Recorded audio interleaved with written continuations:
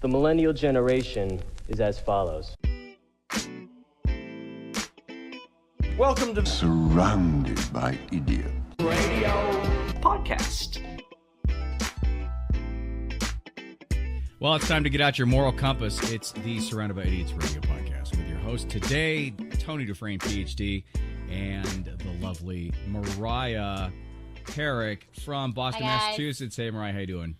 I'm doing great. How are you, Tony? I'm doing well, and it's. I don't want to take time to talk about the weather, but you guys are getting hammered, and I just wanted to acknowledge the fact that I feel really bad for you because we in Phoenix, in the Phoenix area in Arizona, and in Las Vegas, where I'm at part-time, I guess, have not even really had a winter. So I feel sorry for you guys.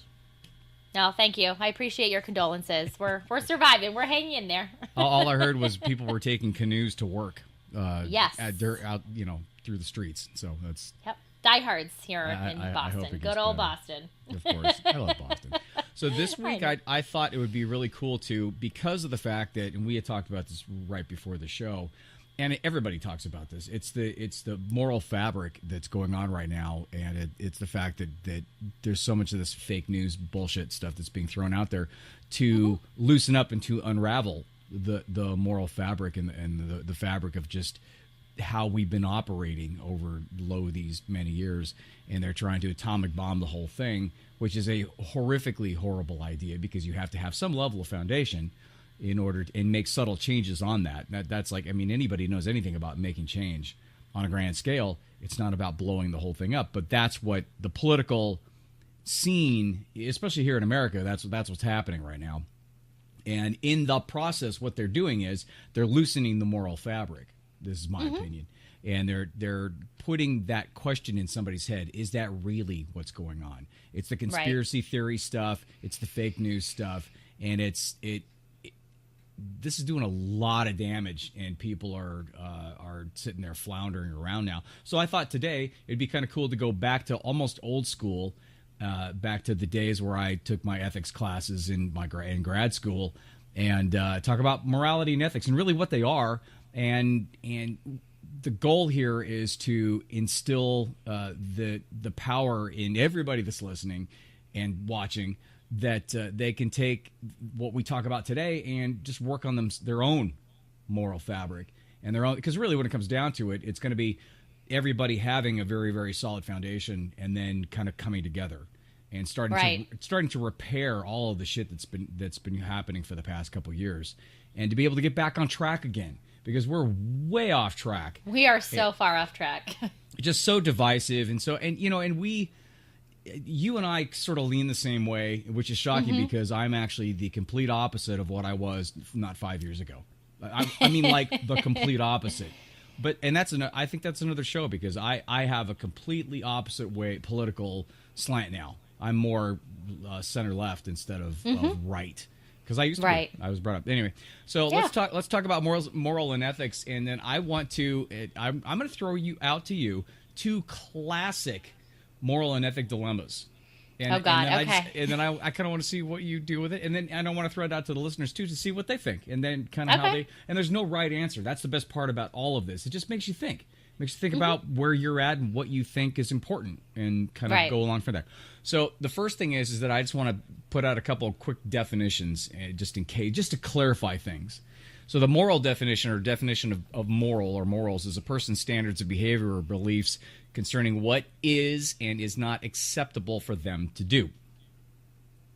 Pretty simple. What's acceptable, right? Ethics are the moral principles that govern a person's behavior or the conducting of an activity. So ethics is just the grouping of morals. Okay. It's the sack that you put all of morals. That you put all your morals in. And that's it. So that's morals and ethics. Pretty simple, super straightforward, very easy for anybody to follow and anybody to kind of create their own thing. Now, if you look back, and I won't bore everybody with this because this is what I had to do. I mean, unless you want to be a psych student, or if you want to be a philosophy student, then great. You'd be all fired up about this. But as we grow up, as we get older, there are some stages of development. And Piaget, who was an old... I love Piaget. Piaget, he had the stages of he deals a lot with children's development and stages Right. of development. But at the same time, what he did, he had 6 stages of moral development that he kind of developed along those lines of just overall child development. And in those, he talks about, as you get older, these are certain milestones that you should hit in regards to understanding you're not the only person in the world, and it's not just about you, and it's about what's best for everybody. That kind of the whole thing. Right. And there was a guy named Kohlberg who took that Piaget thing and he created a theory of moral development. And I think it's fascinating. It's super easy to follow, so I'm going to throw it out to you. So according to Kohlberg, the theory of moral development, there's 6 stages. And in the 6 stages, there are 3 levels. And the 3 levels are pre-convention and convention and post-conventional. You don't have to remember these for any tests, but I'm just throwing them out to Perfect. create, basically the pre-convention is like infant to preschool. The convention is school age, and then post-convention is like teenagers and adults. And it really goes along the lines of when you're a kid, you're very, very egocentric. I mean, as an infant, it's more of an attachment theory with your parents. And as you're a kid, you're selfish, and it's you're very egocentric, and it's all about you, and you really don't have an idea of other people around you. Then you get into school, and then you learn about social mores, and you learn about the morality of working together, and there are other concerns, and it's not just your world and all that kind of stuff. Then it gets into the teen and then to adult. Whereas really what it says in the post-conventional in moral theory is when you're adult, you really don't have an excuse not to have a level of morals that benefits not only yourself but other people. Correct. But that's why I like kids better, Tony. They have an excuse when they act like assholes. I am not going to disparage that comment whatsoever, because I tend to agree on many levels. So all of that being said, that's kind of just the background of morals and ethics, and really up to this point how things have been constructed in our society. With a lot of how we've kind of developed things have been based on these tenets, on these principles. So now I'm going to throw out to you the most famous moral dilemma of all time, and I want to, and then I'm going to throw you out some questions afterwards that Kohlberg actually designed to see where people are. And again, there's no right or wrong answer, but I want everybody to think about this in terms of how they are and where they're at, right? Yep. So it's called Heinz's Dilemma. And Heinz's wife was dying from a particular type of cancer, and doctors said a new drug might save her. Now, the drug has been discovered by a local chemist, and Heinz tried desperately to buy some of the drug, but the chemist was charging 10 times the money it cost to make the drug, which was way more than Heinz could afford. So Heinz could only raise half the money. He asked his friends, his family, could only raise half the money, and even after help from all of these people, he explained to the chemist that his wife was dying, and asked if he could have the drug cheaper or pay for the rest of the money later, like on an installment plan or something. The chemist refused, saying that he had discovered the drug and was going to make money from it. Kind of sounds like that Skrelly dickhead, doesn't it? It sure does. Right? So, so the husband was desperate to save his wife. So later that night, he broke into the chemist's pharmacy thing and he stole the drug. Now, here we go. So this is what Kohlberg wants you to ask. So number 1, should Heinz have stolen the drug? Mariah. Should he have stolen it? Should Heinz have stolen the drug? No. Okay. But There's always a but. This is a moral can dilemma. I ellipse this? Okay, let me give you the second question. Yes, you can. Would it change anything if Heinz did not love his wife? And he just wanted it for the money, like to sell it or something. Just if he didn't love his wife and he still stole it. Really what they're saying, and what he's saying in the second question is, was it an emotional reason why he did this? Based on love. Yes. Right. Yes. Right. So would it change it? Would it change anything if Heinz did not love it? Heinz stole the prescription, right? Would it change it? Would it change anything? Would it change your answer if you knew that he did not love his wife? Yes. Okay. What if the person dying was a stranger? Would it make a difference? Tony, you know how I would actually answer all of this. That I would steal it myself as well. Right. But I'm not allowed to say that it's a right to steal. Right? But it's not. But it's not. It's not a right. Remember, this is not a right or wrong.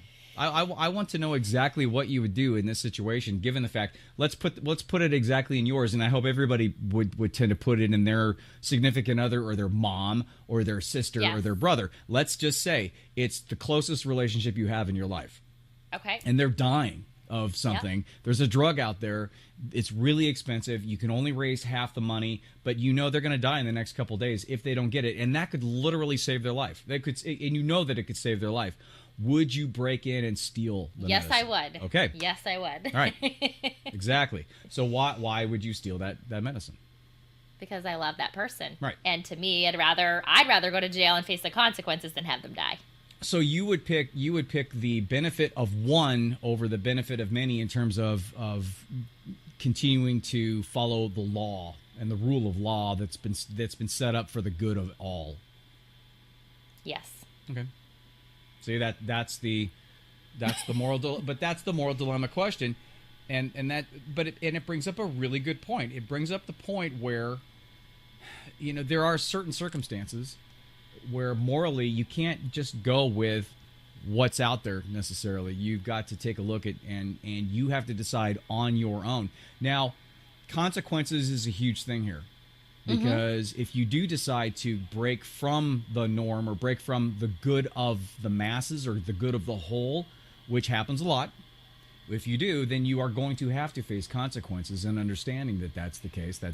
Does it make it right that this asshole is charging that much? It's the Shkreli guy with the EpiPen or whatever it was. It's the same thing with that Martin Shkreli guy. Is it right that guy's just fleecing these people that desperately need to keep people alive with this? It's not right at all. It's his prerogative. He can do it if he wants. To him, money was his wife or his girlfriend or whatever. Money was the most important thing. So that's why he did it. Does it make it right or wrong? I mean, to me, I think it shows a complete lack of humanity whatsoever. But, that's me. But to him, obviously it doesn't. Again, this is a perspective thing. So here's another one I'm going to throw out to you real quick. Okay. Best friend's wedding, it's called. So you're at your best friend's wedding just an hour before the ceremony's to start, and earlier that day you came across definitive proof that your best friend's spouse-to-be is having an affair with the best man or maid of honor. And as you catch them sneaking out of a room together looking, post-sex, everybody knows the sex hair look, right? Yes. So if you tell your friend about the affair, their day will be ruined on their wedding day. But you don't want them to marry a cheater. What would you do? I would tell my friend. Why? Hands down. Because I'd rather ruin one day than the rest of their life. See, that's how I thought too. That's how I thought too. But again, there is also a case, or I think there's also a credibility to the other answer too. To the fact that you wouldn't I do understand. Because what if you didn't know the circumstances behind it? I'm not saying the circumstances were right for, to get a little piece on the side of the maid of honor before you marry your wife. All I'm saying is that, this could have been going on for whatever, or maybe she even knew about it, or maybe was hinting, or she didn't care, or it doesn't matter. But in that wedding situation, it's so fired up, it's so intense, and there's so much emotion going on. Maybe it would have been taken out of context. Again, I'm not saying that cheating on somebody is if somebody doesn't like it, then whatever. But I'm just saying that there's a possibility of that happening. All right, here's the third one I want to throw out to you. This is the second most popular one, and you probably dealt with this before. It's the trolley. I remember getting this in ethics class like 100 years ago. So there's a runaway trolley barreling down the railroad tracks, and ahead on the tracks there are 5 people tied up and unable to move. The trolley's headed straight for them. You're standing some distance off of the main train yard next to a lever. If you pull this lever, the trolley will switch to a different set of tracks. However, you notice that there is one person tied up on this different set of tracks. So you have 2 options. You do nothing, and the trolley kills the 5 people on the main track, or you pull the lever, diverting the trolley onto the side track where it will kill 1 person. What's the most ethical choice? Oh, God. So my instinct would be to not pull the lever because then I would have had no part in the decision. Like I wouldn't have made the choice to kill the other person whose life is just as valuable as the 5 lives Okay. that are going to be lost. That's Honest input. I appreciate that. My initial, and again, all of these scenarios are completely out of the emotional context of being in a crazy situation like that, right? So Right. we get a chance to think about them a little bit more. My initial gut reaction on this was to pull it, to save Yep. the 5 people to go to the 1. They did a study in, I think it was 2001 or 2002, where they surveyed like 100 philosophers, and 68% of the philosophers said that they would pull it to kill the 1. really Right. Now here's Yeah. a twist. This is called the Fat Man edition. So as before, right, the Fat Man. So as before, a trolley's hurling down the track towards the 5 people. You're on a bridge under which it will pass, and you can stop it by putting something very heavy in front of it. As it happens, there's a very fat man standing right next to you. Your only way to stop the trolley is to push him over and have him land on the tracks, killing him and saving the 5. Would you do it? No. I couldn't. I couldn't do it. Right. Now I don't like making that choice. Now there's a thing there's a concept in philosophy about the fat man thing, and most people said they would not do that. Interestingly enough, it's the same dilemma, isn't it? Because it's either kill Right. 1 to save 5, or kill the 5 and save the 1. Now you were very consistent on both of those. Now a lot of people would say they would pull the lever to save the 5. But at the same time, they said they would not push the fat guy over onto the tracks to stop the trolley to save the 5, which are counter to each other, right? Right. One, they're saving the 5. The other one, they're saving the 1. What's the difference? Well, the difference is the emotional connection. The emotional connection between pulling a lever or literally pushing someone Pushing over. a person. Yeah. So that's a boundary. It's a big boundary in regards to That is a big boundary. Yeah, it's I think they call it doesn't really matter, but I think they call it mechanical versus personal or something like that, or humanitarian or something. So all of this being said, it raises a really big issue that I found in doing the research on this, and the problem regarding the trolley. I think it arises with all this self-driving car stuff. Oh my God, yeah. And it actually is a big thing in situations where the car's software is forced to turn a potential crash scenario to choose between multiple courses of action. It's the same thing, right? Mm-hmm. So how do Yeah. you program an autonomous car? And I have no idea. In which way would you program that? Would you program that to say are the safety of the occupants of the car highest priority? Which could be one person, but maybe, in terms of saving that person, it has to divert onto the sidewalk and kill 5 or 6 people. Oh boy. So here's an interesting rub that I found, which is fascinating to me, and I didn't even realize this was the case until I started digging in. There's a platform right now called the Moral Machine, created by MIT, and it's online. Okay. You can go online, the Moral Machine. Just put in Moral Machine MIT in Google. It was created by them to allow the public to express their opinions on this. Oh. So if you go on to Moral Machine, MIT Moral Machine, it gives you specific scenarios regarding self-driving cars, and what they're doing is they're collecting data to support their software programming. Oh, wow. Is that nuts or what? So we are providing the moral compass. Yes.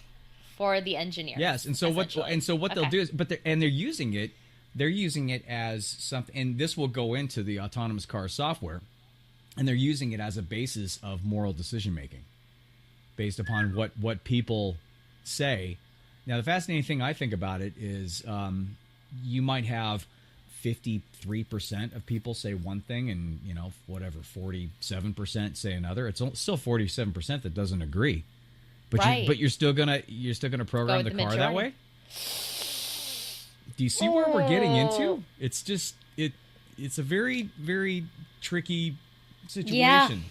We're living in a tricky world these days. It is, and it's getting more, and that that circles back to the thing I wanted to finish up the show with in regards to what's going on today.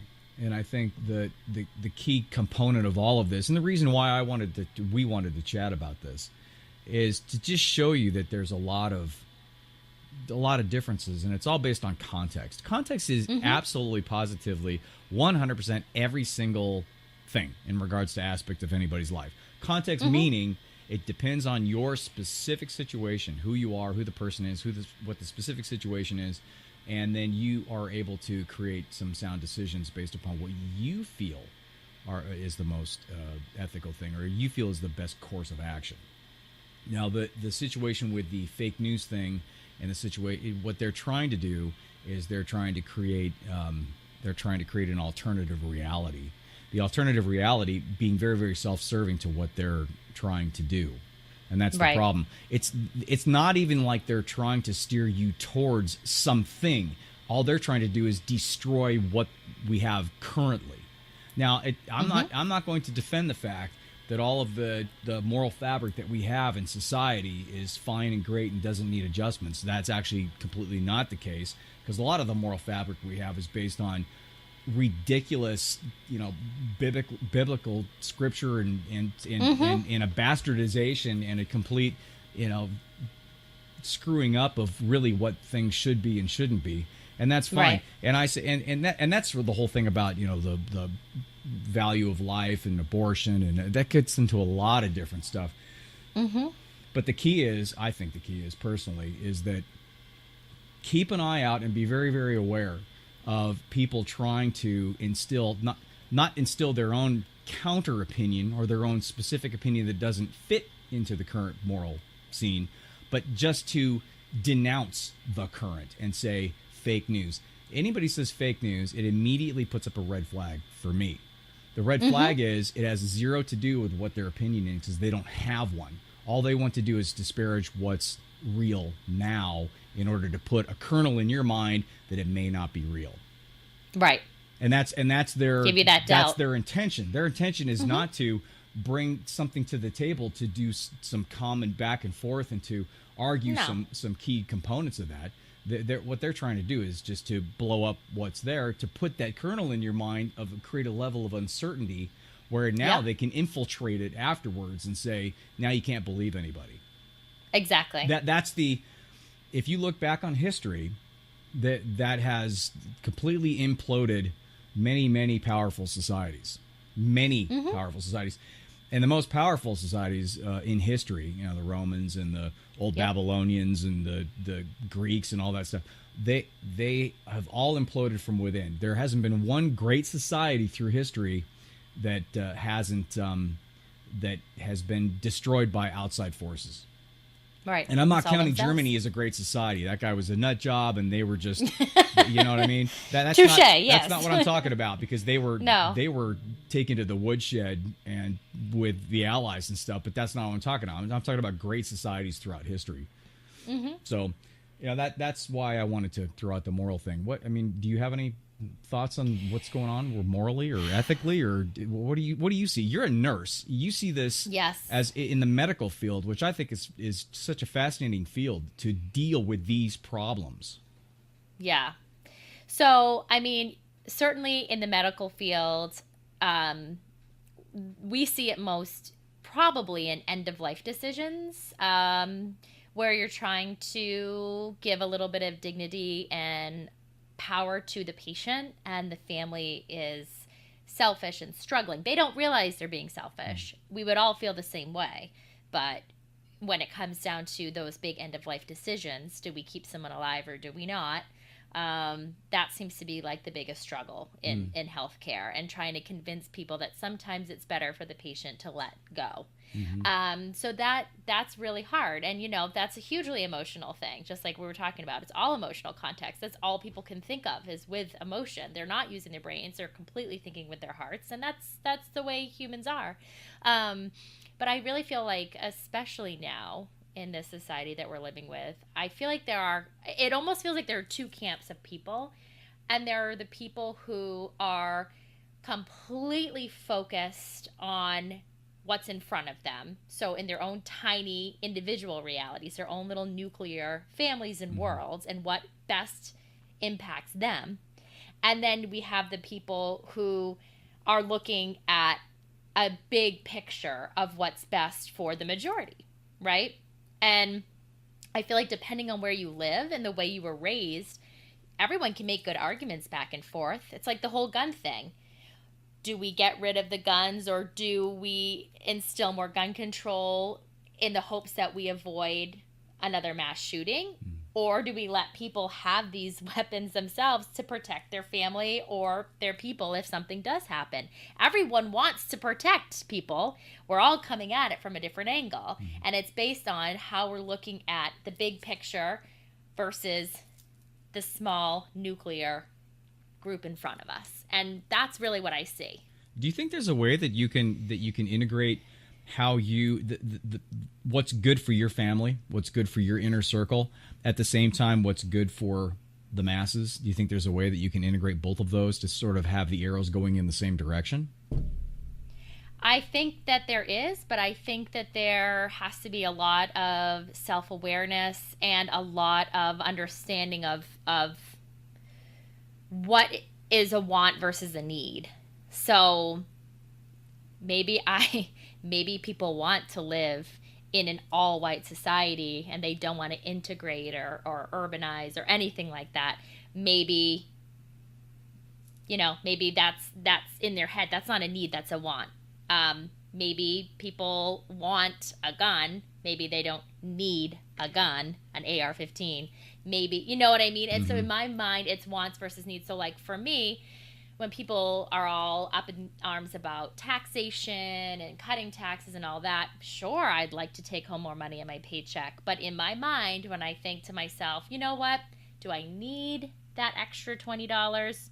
I mean, it'd be nice, but I don't need it. It's not going to make or break my day and my life. It's not going to affect my world that much. So I'm lucky in that sense. It's not going to affect my world that much. And if I know that being able to contribute more to the greater good is going to help a lot of other people with healthcare, or help a lot of other people with, whatever it is, build infrastructure, improve my schools, I'm willing to give more if I know that more people are going to be impacted positively, especially if it's, it's really not going to affect me that much. So I understand why people get emotional and why they are very opinionated on what they are willing to give and not, and how they are willing to bend.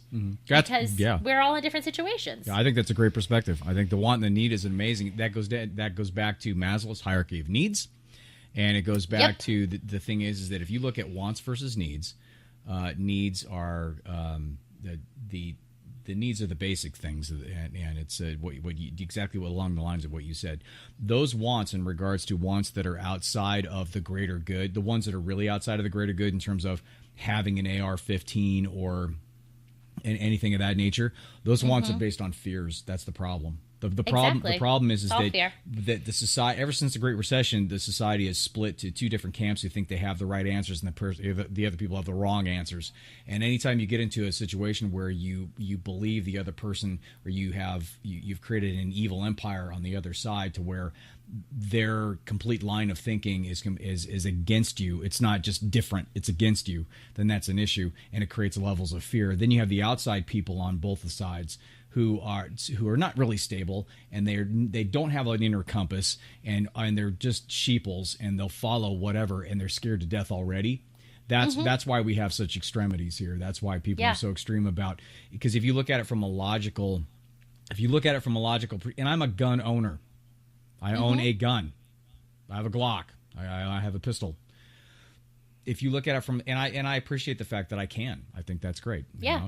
But if you look at it from a perspective of just really of context, in what context would anybody need to own a semi-automatic rifle that has a bullet velocity 3 times the speed of a normal pistol, and then if you've seen the damage that it can do, and the amount of shots or the bump stocks or all that kind of stuff, there is from a logical, cognitive perspective, there is zero reason to have that. And from a fierce perspective, there's a reason, because you think the government is out to get you, and you think that it's going to take all your stuff, and it's going to end up being like 1984 all over again. But that's a fear, isn't it? That's a fear. That's a fear. The possibility of that happening is there's always a possibility of anything happening, but the probability of that happening is like 0.000000001. The probability. Right. So you're going to make a decision, and you're going to put your feet in the ground and cement them on having a right to have a semi-automatic assault rifle based on something that has that you could win the lottery and you have better odds. Yeah, than exactly. having the government overthrow you and all this kind of stuff. But people are scared, and it's all from fear. All of this shit is from fear, and that's the want need thing, and because they haven't settled themselves down and understand and taken care of their needs, and then looked at wants as something that's over and above. It's a perspective shift that they need to take. I agree. And and I'm hoping that cooler heads prevail over the next few years. I don't know how it's going to happen with what's his face with Voldemort in office, but I think maybe with the midterms and stuff. And I'm not proposing, having a massive democratic overthrow of everything either, because I don't think that's right. I just think it's a matter of everybody kind of coming together and finding solutions, finding some balance that are reasonable. Back to some balance, exactly. and back to some stuff that I'll agree with and I'll disagree with, but at least we'll be going in the right direction, and we won't be reacting out of fear, because that's what's happening now. So no progress, all reactions. All right, so soapbox put away for a rainy day. Yeah, exactly. So hopefully the morals and ethics thing was a fun little topic, and the questions, these are questions that have been asked throughout the years with morals and ethic classes and psych students and philosophy students. I've been asked this through my 50 years in school and grad and my doctorate degree. I went through this numerous times, and I think it's important. I think everybody should go through and kind of double check their moral compass every once in a while to see if it's if they're okay with it. And then moving forward. So, all right. Well, you can listen to this on javabud.com and iTunes, Stitcher, and SoundCloud. Also, we're doing a video. Last week's video with Lexi didn't work because her internet sucks, and I couldn't get because I do the sound different than with the video, and I have to mash them together, and it didn't work. So, but this one's gonna work. Bummer. I know. Okay, right? I'm excited. So the video will be up. It'll be on javabud.com. Also, remember you can buy the Surrounded by Idiots book. It's available on Amazon. It's available on Kindle, and also on the Kindle library. I think you can get it for free, like renting from a library. It's kind of cool. Coolest. And right, and then I've got some freebie stuff. So if you can go to javabud.com, that'd be cool. And if you want to send me a note, again, if you send me a decent topic for a show, I'll send you a book. So, pretty good deal. Yeah, not bad. So. Like all right, Mariah, thank you very much. Have fun out there in Boston. I can't wait to get back out there. And for we can't wait either. Right, for you, all the East Coasters or West Coasters, everybody around the world in the 180 countries that we've been listening to so far. It's good to talk to you again, and we'll talk to you next week. Bye.